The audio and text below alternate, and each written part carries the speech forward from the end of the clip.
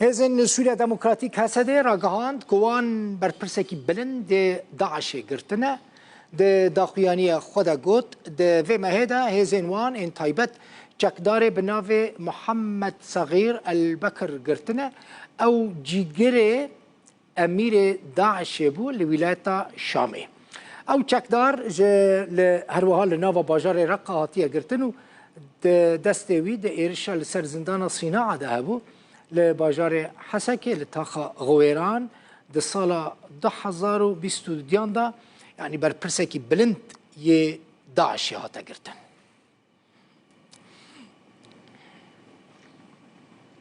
هزن انتي ترور لروج آوای كردستان چکداره کی گریدای حکومت سوری دست سر کرن آسایش دبیجه گروپا که حکومت سوری او فینانسه دکر لپشت وان بو جبوک بکارن خراب رابن ج آلی وان و هاتنه شوپاندن آرمان جوان کسین که هاتنه گرتن او بویه که آرامی نافچه تیک بدن و ایرشی جهن گشتی و ناوندین خدمت گزاریه بکن پشت را وان دست به اپراسونه که کرنه یعنی هزین هات آویتنه سر جهن وان چکداران دنابرا هزین هات و چکداران دا شر در کتیه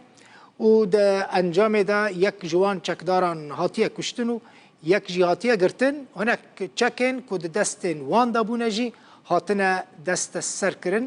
او جی دیمنین اپراسیونین دو خورد جه گندوار دیرزوره دما که هول ددان دخواستن در باسی ناوا ترکیه ببن جه آلی جندرمین ترکیه و لسر سنون نابرا ترکیه و سوریه دا هاتنه گل باران کرن و کشتن